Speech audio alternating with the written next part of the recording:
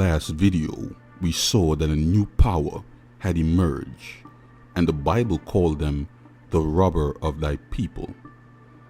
This power came to the aid of the king of the south. My claim was that this power was Rome, but could the Bible and history validate this to be true? Speaking of the robber of thy people, the Bible states the following: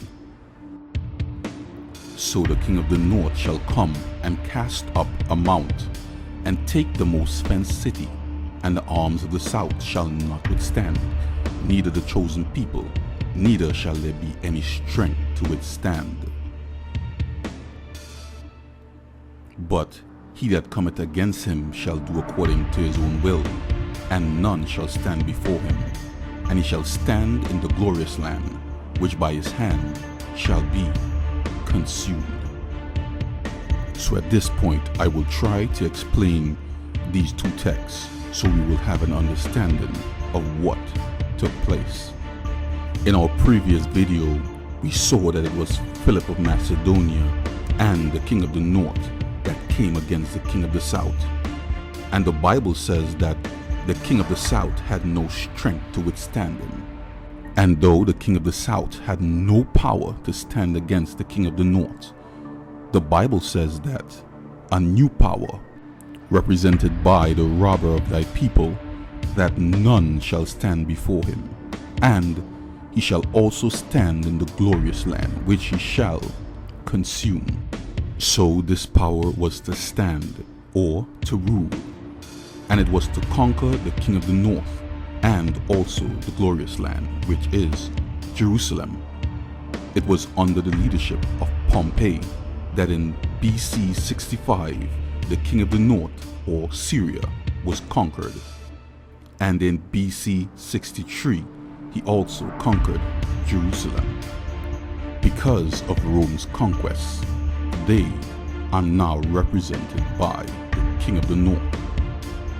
It is important to note that Rome at this time still has a good relationship with the king of the south, who is Egypt. But does this really prove that Rome is the power that is being spoken of? Does the Bible give us any clues to this fact? Speaking of the robber of thy people, the Bible says, Then shall stand up or to rule in his estate a raiser of taxes, in the glory of the kingdom. So here the Bible identifies a ruler that shall rule in the kingdom called the robber of thy people, or which I claim to be Rome. So let's see if it is Rome. The Bible says in the book of Luke, And it came to pass in those days that there went out a decree from Caesar Augustus that all the world should be taxed. And in this taxing was first made when Cyrenius was governor of Syria. So we can conclude that it was the Roman Empire that was stated as being the robber of thy people, for they did conquer the northern provinces, which is Syria. Thus, the Bible prophecies are accurate. For the sake of simplicity and time, I will not be going through Daniel 11:21 to 35 in depth, but I will briefly discuss. Daniel 11:21 reads, And in his estate shall stand up a vile person, to whom they shall not give the honor of the kingdom. The Bible here speaks of Augustus Caesar's successor, Tiberius Caesar.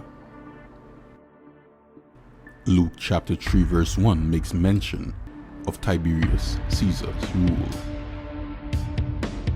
The Encyclopedia Americana speaks as follows. It is recorded that as Caesar was about to nominate his successor, his wife Livia besought him to nominate Tiberius, but the emperor said, Your son is too vile to wear the purple of Rome. Daniel 11:22 to 30 speaks of the events that happened between the king of the north and Egypt, and the conflict between Mark Antony and the Caesars.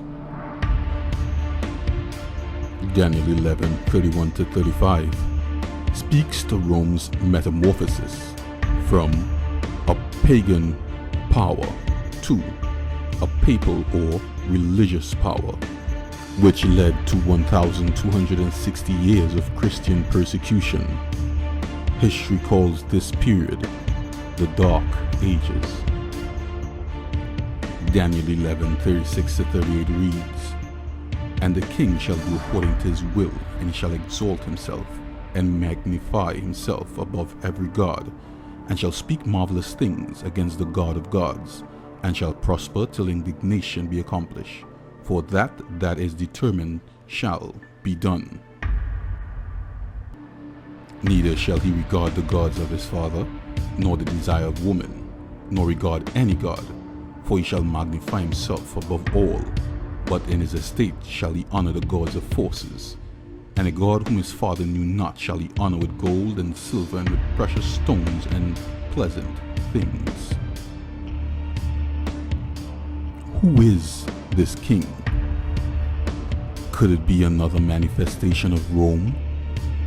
For from the Daniel and Revelation series, we saw that Nebuchadnezzar's dream and Daniel's dream correlates with 4 successive kingdoms, with Rome being the 4th kingdom. So then, who is this king? When we consider Daniel 11:36, the word used for king should probably read, "and a king," which implies a new power. But then, who is this king? And what role does he play in Earth's history and in the fulfillment of Bible prophecy? This will be answered in the next video. Stay tuned.